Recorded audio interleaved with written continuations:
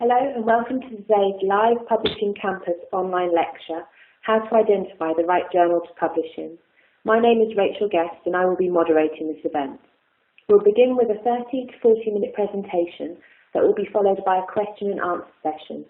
You can send your questions at any time during the presentation using the Ask a Questions button on your screen.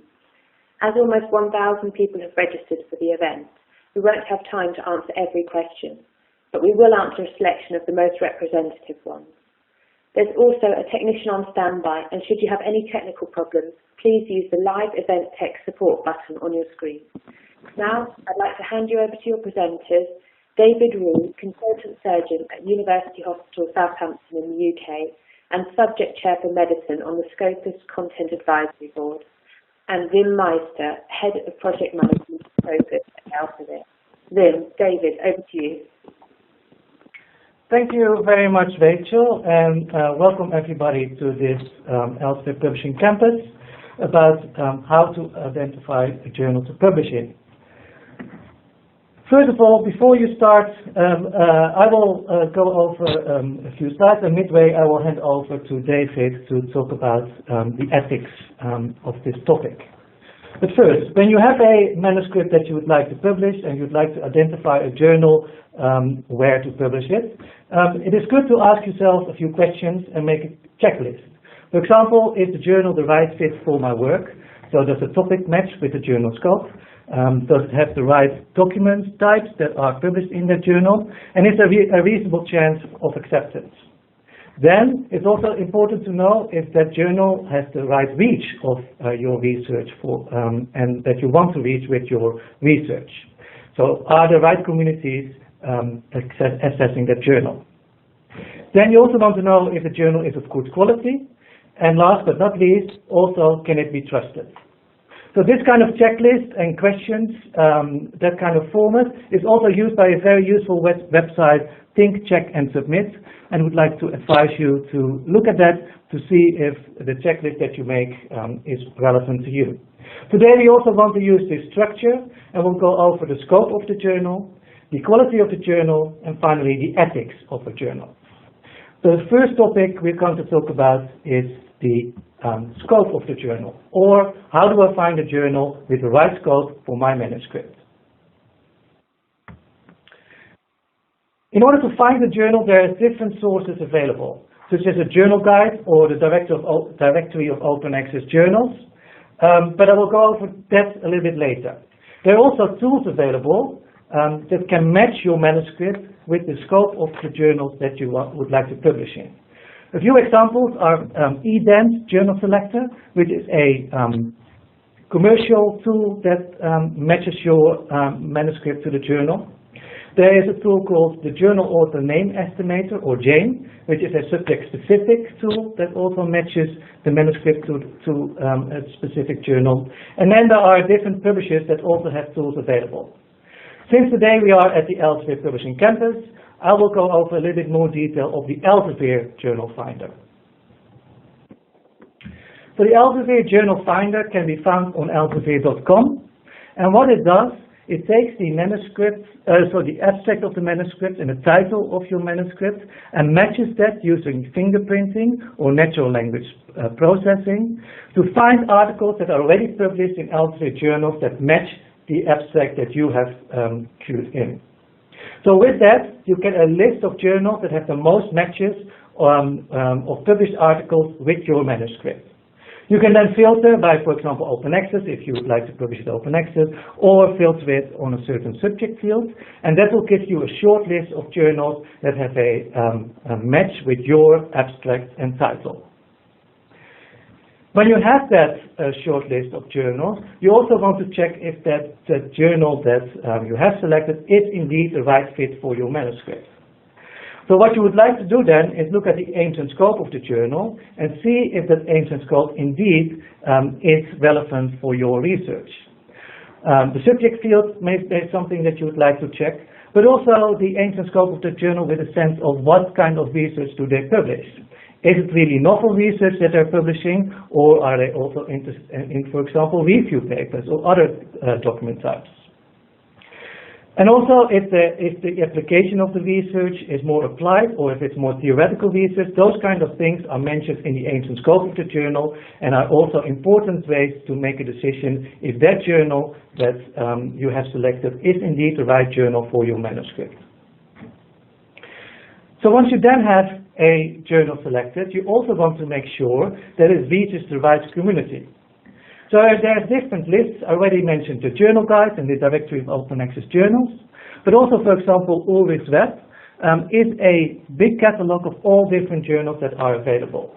So, for example, if your journal is not included in the Ulrich's web catalog, then the accessibility of that journal may be limited, because the accessibility of Ulrich's, or it comprises a complete overview of all the journals that do have an ISSN and are out there and are subscribed to by librarians.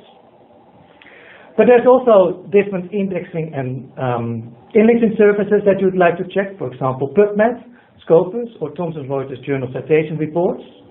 And these are multidisciplinary indexing services that do have some kind of way to select journals and provide them to their users.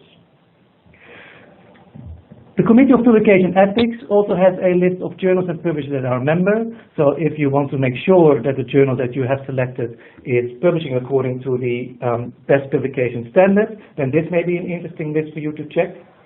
And finally, if you want to publish a journal in an open access journal, there's also a list, for example, the OIJ that I already mentioned, or OASPA, that gives an overview of all kinds of journals that are published as open access.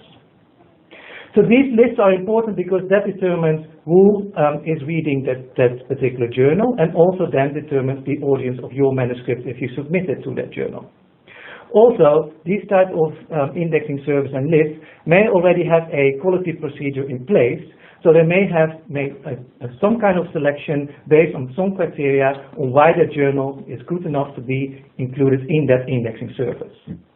Today I will talk a little bit more about Scopus and how Scopus itself selects the journal and makes sure that the journals that are included in the database are according to the best quality standards. But I'll also show you a little bit more about how you, as a user, can use the Scopus data to determine the quality of the journal that you want to publish in. So the next topic is about quality, or how do I determine the proper journal quality level? As said, I would like to use Scopus as the example, and before going into the selection procedure, I'd like to say a little bit more about what Scopus contains today.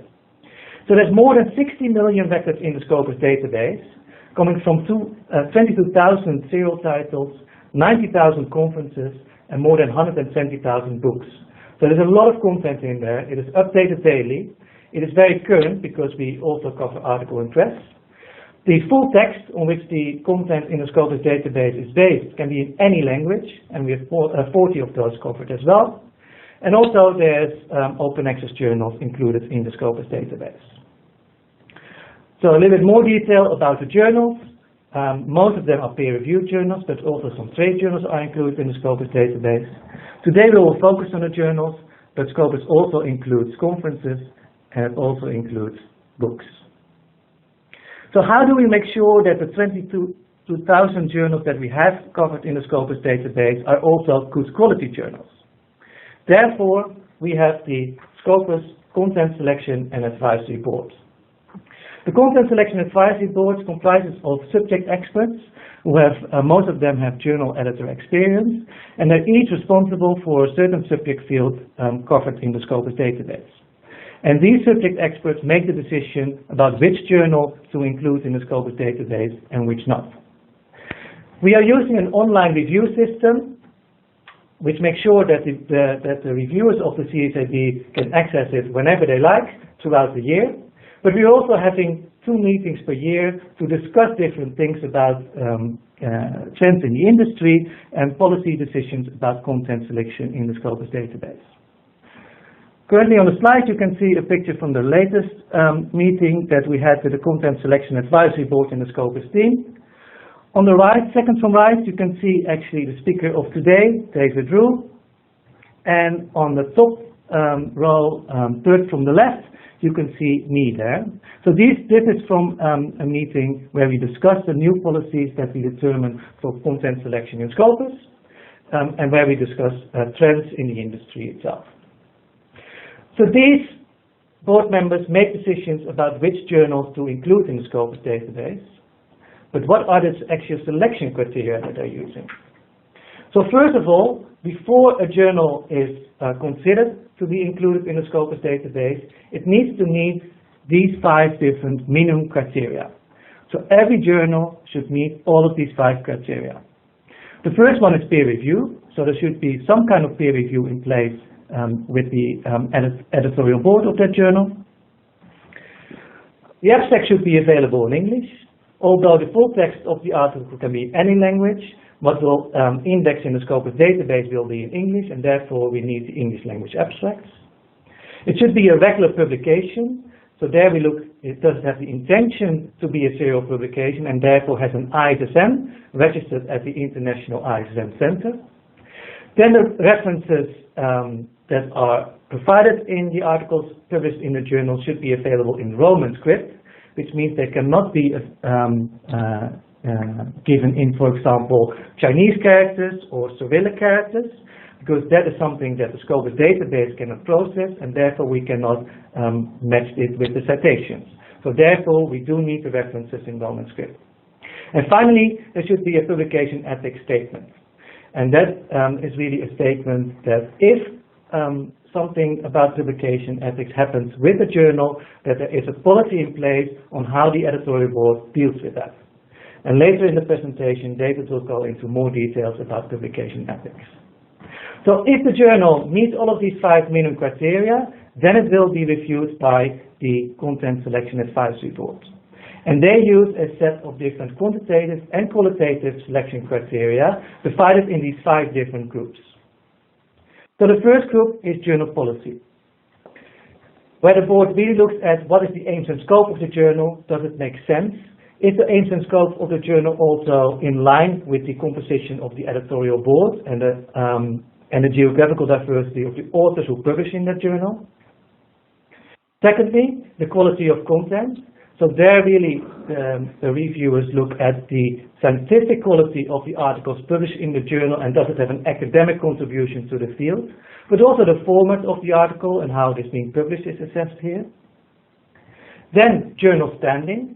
Even if a journal is not included in Scopus yet, we can already see the potential number of citations that a journal may receive from the journals that are already in the Scopus database. So that gives us an idea of the potential citedness.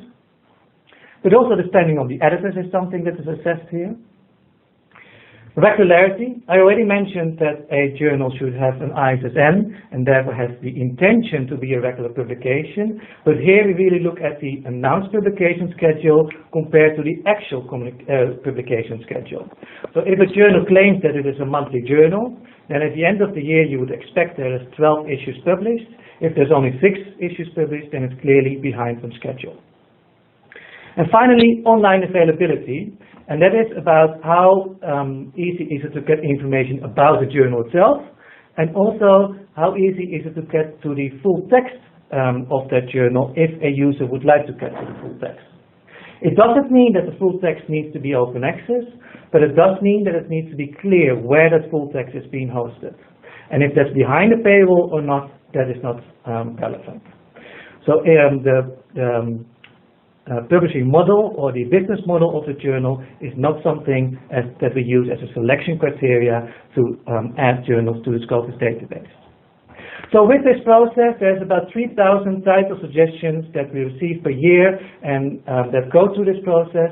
And based on that, we do add many new titles every year to Scopus. And when a new journal is added to the Scopus database, often it has a very positive effect on the quality of that journal. Because it does get more accessibility, visibility, it also gets more citations, and therefore attracts more authors, and therefore also there's more articles being published in that journal. But sometimes, for whatever reason, that positive effect is not happening, and the journal is not benefiting for having it included in Scopus, or actually is misusing being included in the Scopus database. Therefore, besides reviewing journals that are new to Scopus, Scopus also re-evaluates the complete journal base on a regular basis to make sure that the journals that are included in the Scopus database also continue to meet the high quality standards that we ask for. There's different ways how we can flag journals that are underperforming, and I've mentioned them here on the slide. The first one is direct feedback from users and stakeholders on the journals that we have included in our database.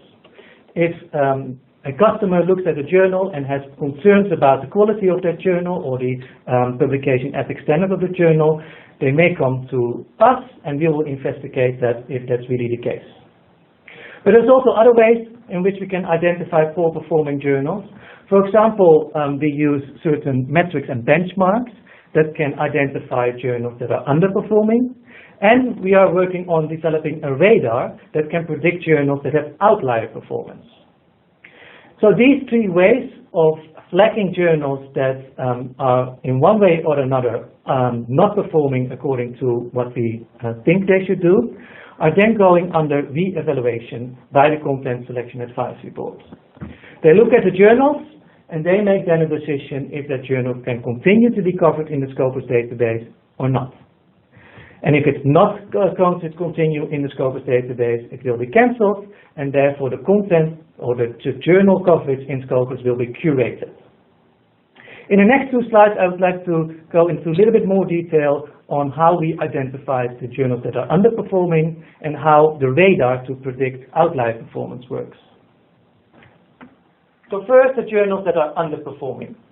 We have come up with a set of these 6 different metrics and benchmarks, and the complete base of the journal coverage we measure every year based on these metrics and benchmarks. So for example, citations, self-citations, but also the total number of citations and the impact per publication. We also look at article output, so the number of articles that are being published in that journal, and we look at the use of those articles, either the abstract use or the links to the full text. Then there are these different benchmarks, and then we look if the journal does meet these benchmarks or not.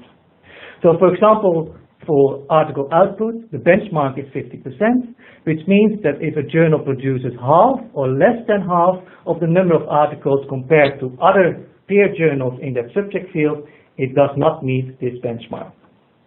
A journal gets flagged if it doesn't meet any of these 6 benchmarks, and if it doesn't meet the 6 benchmarks for 2 consecutive years, it will go into re-evaluation by the Content Selection Advisory Board.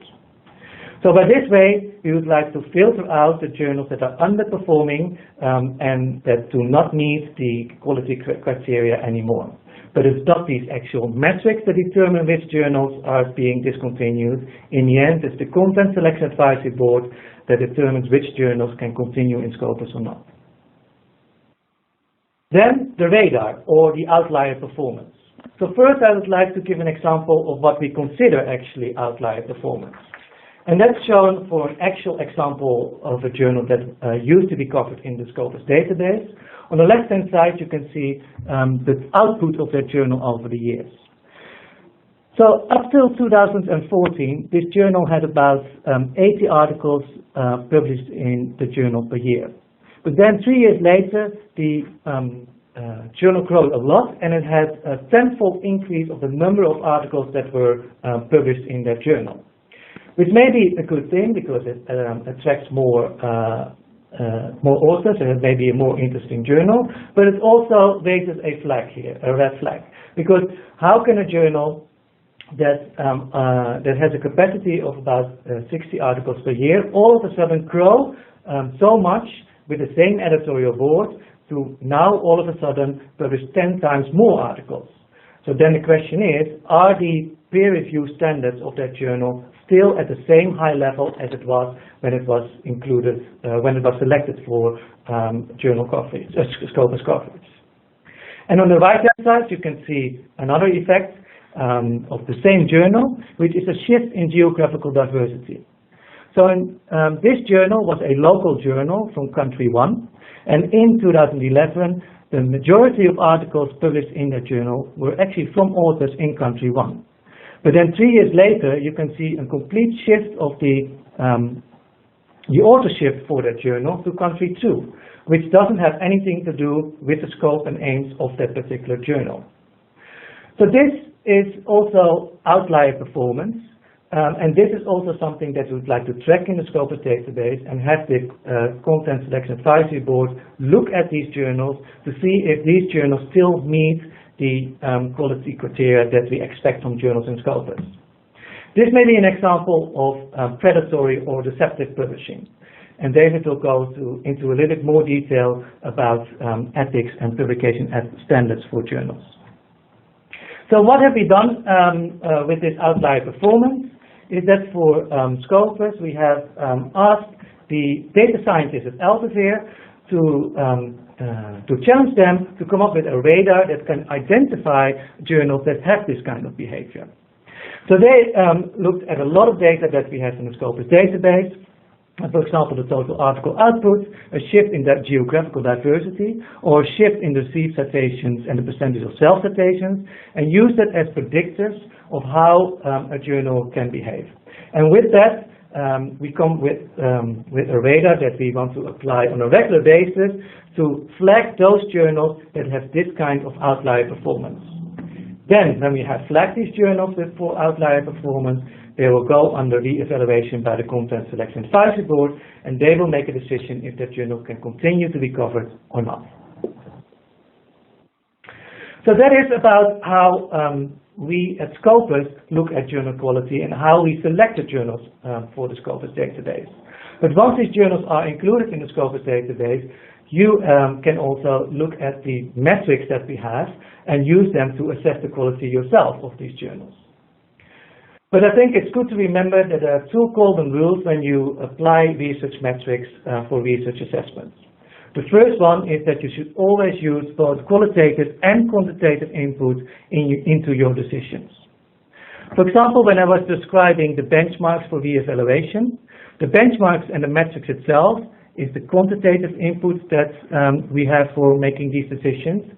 But then the CSAB, the Content Selection Advisory Board, they look at the journals, they assess the journals to see if these can still be covered in the database. So that is the quantitative part of the input into the decision. And the second rule that we would like to recommend is that you should always use more than one research metric as the quantitative input. Because how good that metric is one metric can never give the complete picture of the performance of a journal. Also, as the example of the re-evaluation and the benchmarks that I've shown, only one metric doesn't give the complete view of the performance of the journal. It should always be more than one particular metric that you look at. So based on this, at Scopus, we have developed a basket of metrics, which gives a multidimensional view of journal performance. And this is in 2 dimensions, and the first dimension you can see on the slide now, which is the entities to which metrics can apply. Which can be, for example, an article, it can be a journal that we are looking at right now, but it can also be an author or an institution or a group. Also good to remember is that if you have a metric that you should also, if you look at a certain entity, then you should also choose a metric that is relevant to that entity. For example, if you are assessing journals, you should not use an author metric because that is really assessing authors and that is not assessing journals, and also vice versa. So always use the right metric with the right entity that you are looking at. The second dimension that we have in the basket of metric is the type of metric. So for the journals, for example, community, that can be the editors, the board, and the authors that are publishing or associated with the journal. Contributions is, for example, the number of articles as the output of that journal. Consumption, so how many times have the articles been used or cited and by whom. The scholarly impact, so what is the impact of the articles published in the journal on the scholarly community, but also the social impact, so for example, the media mentions and the social media mentions that are the articles that are published in that journal. So with this 2-dimension basket of metrics, here are a few examples of the different metrics that you can use. Since we are looking at journals and trying to assess the quality of the journals, I would like to focus on the journal level metrics. For example, SNP and STR. SNP and STR are two different journal level metrics that we have available at Scopus, and they look at a combination of citations and a number of documents. Also, you can see on this slide a white box with entry point metric. And that is a metric that I would like to introduce today, which is a new metric that we're going to launch, and that will help you to give a very easy and quick view of the quality of a particular journal. So this entry point metric, it will have two different things. It will have a widget which can be available on all different websites, which is freely to be used, and it gives the score of the particular metric for that journal, and also the percentile of that score in the particular subject field of that journal. So in this case, the score is 3.49, and that journal scores in the 94th percentile in the category of medicine. So that gives you immediately an idea of the absolute value of the score, but also in the context of the subject field, how does it rank with other peer journals. And then on the right-hand side, you can see a preview of something that we will also release at that time, which is in Scopus.com, free functionality to look at the journal performance of all journals that are included in the Scopus database. So we'll use this new metric in there, but also some more details about which documents are published in that journal, how many times they are cited over the years, how is the trend of the metric over years, and also how is the breakdown of the different documents published in that particular journal. So this is a new metric that will be released in June, and it will give everybody an easy way to assess the journal quality of journals included in the Scopus database. The next topic is about ethics, and for that I would like to hand over to David. David. Thank you very much indeed, Wim. I'm going to talk about the whole challenge of choosing a journal from the perspective of the members of the Scopus Content Advisory Board. This is a challenging subject area which is in continuous evolution, and since we started this process in 2009, much has changed in the field. So, as Wim said earlier, we continuously discuss, debate, modify, and consider how best to serve the scientific community through the content selection process. So what determines a good journal? Well, it needs to be trusted and respected by the community in which it serves, and we can all think of highly ranked, well-known journals which are known worldwide. As Wim has said, it needs to be organized and run to high editorial and peer review standards, and there needs to be an emphasis on quality and trustworthiness of content. There needs to be a transparency of process for authors and readers so that anything reasonable that you want to know about the journal you can find either on its website or in its printed pages. There needs to be evidence of utility to its community, and the citation metrics are the worldwide way of assessing utility in scientific journals. And as Wim has said, one of the things that we debate at considerable length is how to move the metrics debate on from just the impact factor to more generally useful and more specific metrics, and you've seen some examples of that this afternoon. We would hope that you would be looking at a trusted and respected publisher that was known to be adhering to publication ethics, which had a strong publication record and whose reputation was well known and well regarded in the field. Usually the journal that you'd be looking at as a high quality journal would be vetted by one or both of Web of Science and the Scopus system, although some of the newer journals which are still in the pipeline may of course be of a very high quality and of a particular use to a particular sector of the scientific community. So we can flip that on its head and say, well, what constitutes a bad journal? Well, a bad journal would not be widely trusted or respected by its target community. It would have suspect editorial and peer review standards. For example, some of the journals that we're asked to review have an editor-only review policy, and even more, sometimes the editor is also the owner of the publisher of the journal as well. So you would look at that with a certain amount of suspicion. There's an emphasis on speed to publication by all journals now because it's a competitive field. But if a journal said that it could publish your article in 48 hours, no questions asked, then you would really wonder about the quality of the evaluation, unless it was a particularly outstanding paper that was submitted. And you would be suspicious there that the primary driver of the journal was not to accept a high quality article from you, but to select the payment in order to get the publication. And that would be seen really as a form of vanity publication. There would be perhaps a lack of transparency of the business model. For example, some of the journals that we look at, it's self-evident that they come from one country and yet they're purporting to publish in another country, and in fact when you look up on Google Earth or Google Maps, which are very good detective tools, you find that the postal address given by the business is in fact a building or a place which could not realistically be seen as a publishing house. I've said that publication ethics adherence needs to be voluntary. The publishers would wish to sign up to the ethics process in good journals, whereas you would worry that in the situation of bad journals, poor publishers, they were not really, their heart and soul was not in the publication ethics process, and they were adopting it by compulsion rather than by volition. Obviously, with the internet these days, you can find out lots of things on social media and by looking at particular websites such as Jeffrey Beall's list. Although Scopus itself doesn't subscribe to any of these specific lists, we obviously scan the web and we're interested to know what's going on, and we feed information around between colleagues both during the meetings and at other times. Similarly, if a journal is not accredited by the quality-tested citation systems, Web of Science and Scopus in particular, then you would want to know why.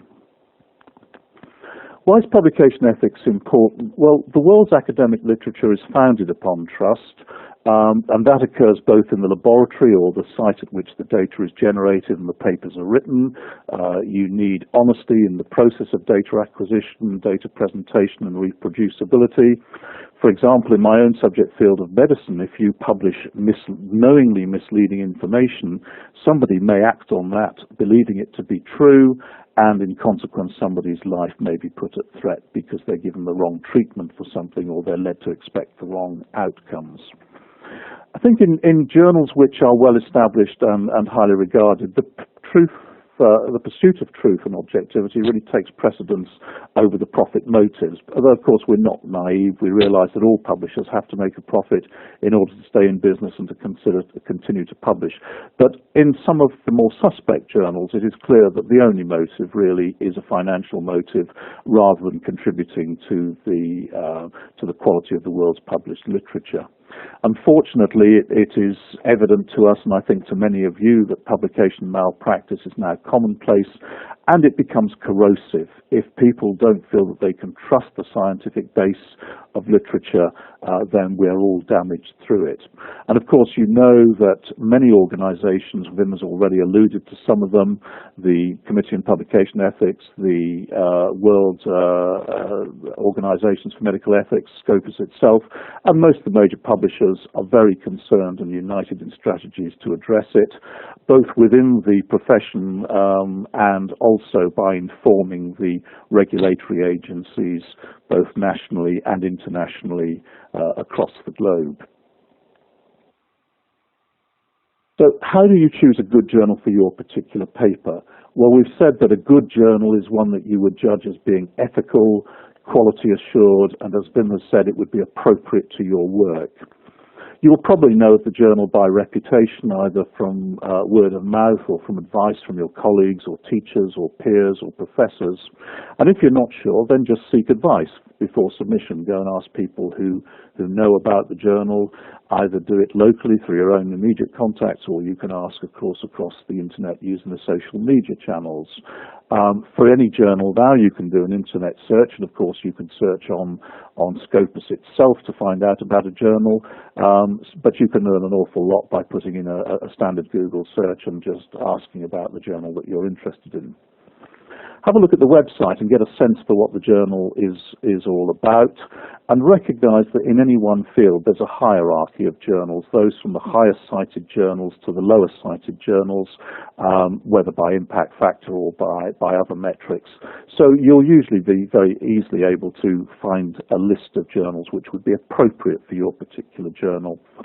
Equally, be realistic about where you're going to submit your journal. Perhaps some of the highest cited and most worldwide recognized journals would be an unlikely repository for your first venture into scientific publishing.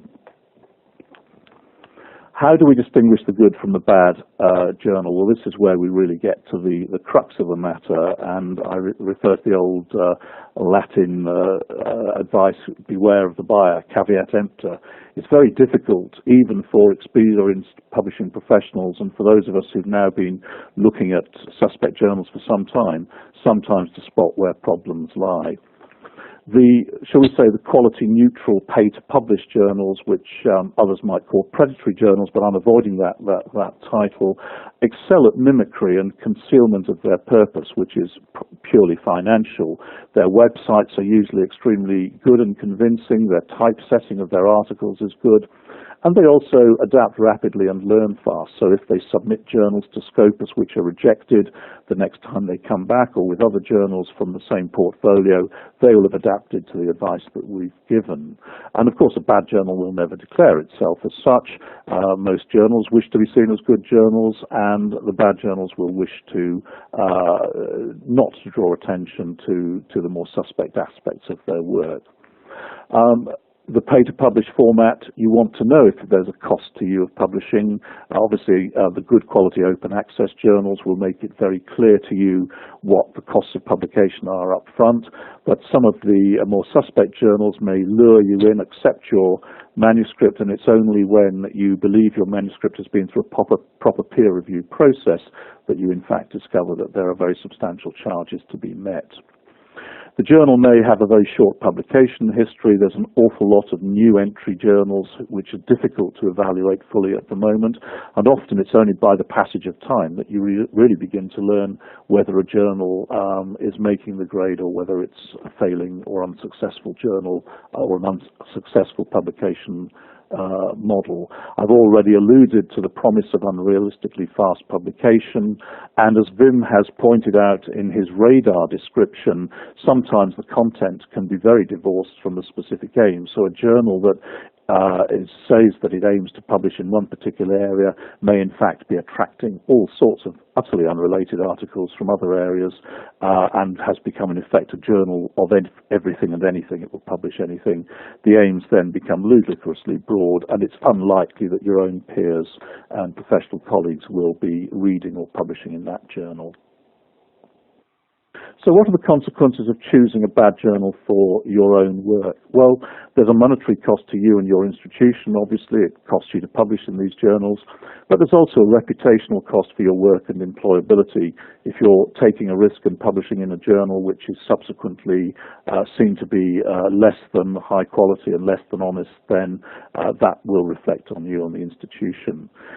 The other interesting question, which we have yet to see answered, is what about the durability in the electronic field? If you're working with a quality publisher, then you would expect your articles to be archived and to have permanence. If you're publishing online and paying to publish with a fly-by-night publisher or a suspect publisher, we can't be sure that the articles will continue to be archived for the indefinite future. Once a journal is found to be unethical for whatever reason, and Wim has alluded to this already, then there is the risk that your journal will be delisted by the reputable citation systems such as Scopus, and so your article will suffer because it will be seen less and less by your scientific peers, and the citation metrics and the impact of that article will drop dramatically. And clearly also there's an increasing interest in this subject area by the national and the international investigative and legislative authorities, and you don't really wish to be associated with journals which may find themselves in trouble with the various laws of various countries in the future. So how do we assure journal quality in Scopus? Well, this is an ongoing challenge, and there's never one single correct answer. We evolve with the work of the Content Advisory Board and with the advice of the publishing professionals who built and run Scopus on a regular basis. We meet twice a year and we discuss all sorts of aspects in relation to journal quality. We have ongoing vigilance, so there are very powerful evaluation systems within Scopus, as Wim has alluded to, which allow us to see how journals are continuing to perform and identify journals which seem to be, shall I say, failing by whatever criteria you want to apply to that. The Scopus Advisory Board is an experienced autonomous group of editors and publishing professionals, bibliometrists, who meet regularly and debate the processes. And as a consequence of those meetings, we've built the STEP advisory system, and we've also contributed significantly to the reevaluation process planning. We have set up a formal, a qualitative and a quantitative assessment process which requires considerable information disclosure from the publishers, from the editors in advance. And of course we can continue to monitor what happens to the journals once they're in our system. We have realized in recent times, because of some very worrying trends in the international literature, that rapid investigation and a continuous audit is the only way to stay on top of suspicious behavior by a small group of journals which have a question mark over their performance. We recognize it's a challenging and imperfect process, but it's continuously improving through our own adaptive pattern recognition, and we hope that by doing this work and by contributing to publication ethics, we're actually making your professional careers more fulfilling and worthwhile as well. And with that, I will hand back to Rachel, who will, I'm sure, be happy to field some questions. Thank you very much, David. We're now going to move on to the question and answer part of this lecture. So thank you to everyone who sent in a question during the presentation. I've selected several which are representative of the type of questions that we've received. So firstly, Wim, I have a question for you. Does Scopus include non-English language journals? Thank you, Rachel, for that first question. And the short answer is yes. So Scopus does include also non-English language journals. However, the journals must have English language abstracts, and that is what you will find in the Scopus database, and that is what our search engine is based on. But the full text on which that abstract is based on can be in any language. So also non-English language journals can be included. Okay, thanks very much. And then I have another question for you. Where can I find a list of sources featured in Scopus?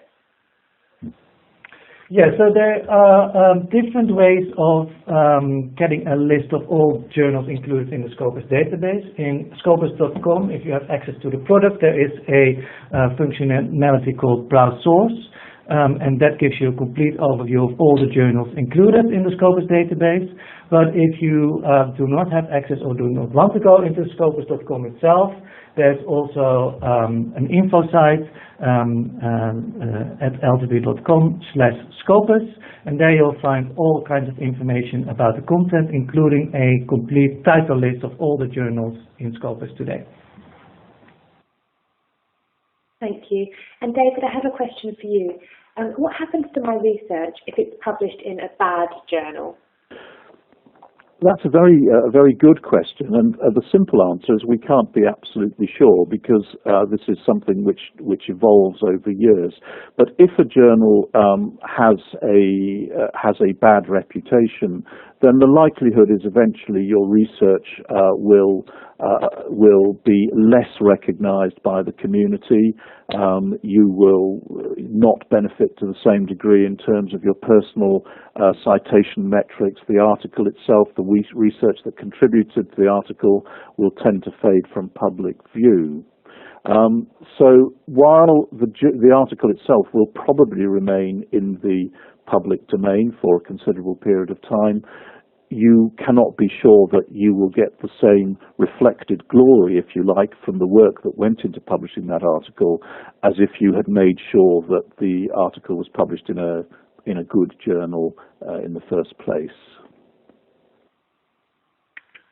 Okay, thank you. And David, a further question. What happens with the journal coverage in Scopus when a journal is under re-evaluation? Well, that's another excellent question. As Wim has said, this is work in progress. This is the re-evaluation process is something which the Scopus board has been doing a lot of work on recently. And in fact, the formal re-evaluation system is only now going live. The intention is that your article, if a journal is under re-evaluation, and then at the end of the process of re-evaluation it's found to have improved, to have passed the test set for it, then you as an author will not know about what's been going on, because your article will just remain in press and will continue to be in press thereafter. If the process of re-evaluation leads to a decision, and we've put a lot of checks and balances into this process, that eventually the journal is really not progressing at all, it's falling off the radar, it's really reached the end of its natural life and progression for whatever reason, or because there are serious concerns about its bad karma, then the journal will eventually be removed from new listings, but existing, or it's the intention that the existing published papers will remain in the citation system. So the problem will be, from the author's perspective, that over time that article might not get the same degree of coverage as it would do if the journal was remaining active. What I would like to say about this, and it's a general philosophy of the Content Advisory Board for Scopus, is that we're doing our best to help everybody to improve all the time. It's not a negative process, this. It's intended to help editors, to help publishers, and therefore by default authors and readers as well, to get the best out of the academic publishing system.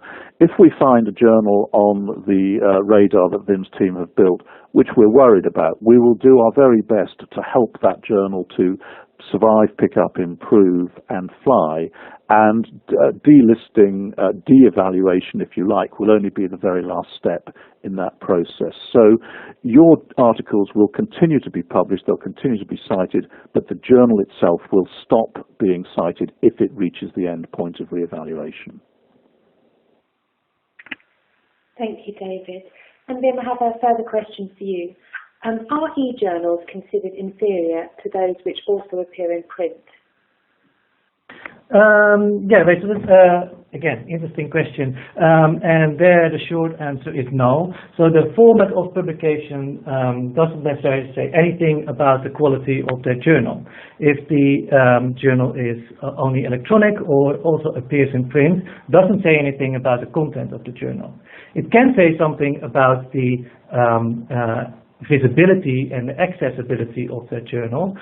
For example, if you have a journal from a society and the society makes sure that every member of that society will receive a journal copy in print, then at least you have a secure kind of readership for that particular journal.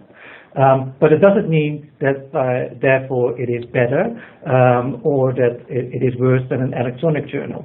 And also the other way around, there may be electronic journals that are not published in print, but still are of very good quality and have a very wide readership.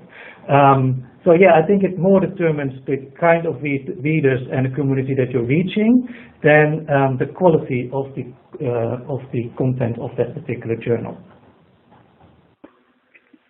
Thank you, Wim. And I have a final question for you, David. Which is the most important metric for evaluating a journal? That's another very good question. For me, the most important personal metric for evaluating a journal is just the readability, the pleasure, and the enjoyment that I get out of reading it. Now, we recognise that the impact factor is the industry standard measure of a citation metric. It's been around for many years. It's well established. I don't profess to be a specialist on metrics. I take advice from colleagues, but I do find metrics confusing, and I think many other people do as well. And also I find metrics misleading. The problem with the impact factor is it's a journal level metric which doesn't tell you anything very much at all about the performance of an individual article or an individual author on that particular paper or in that particular journal. So a journal with a very high overall impact factor may publish a paper which is never cited or by an author who otherwise is invisible to the world. This is why Wim's final slides in his part of the presentation are so important, because they reflect a move to try and make the whole metrics story much more transparent, to try and help people to understand how there is a difference between individual author metrics, publication article metrics, and journal metrics, all of which tell different stories in different times and different places. This is going to be an evolving story, and I would just urge you to follow the story closely, to keep an open mind about it. In the end, we recognize that people want simple, understandable metrics which make sense and which are usable. The impact factor is there. It's not fully understood in its advantages and limitations. It's a complex calculation to make, and I think that in future we will see new metrics taking primacy. What they will look like, I'm not entirely sure at the moment, but by producing the basket of metrics which Wim has described, one hopes that in time the academic marketplace, people in general, users, authors, publishers, readers, and editors will come to find more utility in a wider range of metrics than are currently available. Thank you so much. Well, that's all we have time for today. So thank you to our presenters, and thank you to everyone who's taken part in this webinar and sent in their questions. If you would like to revisit this material or share it with your colleagues, the archived version of the lecture will be available next week on the Publishing Campus website. Certificates of attendance will also be available in your Publishing Campus profile, which you can find in the top right of your screen. I hope you found this lecture useful and that you will join us for future Publishing Campus events. Goodbye.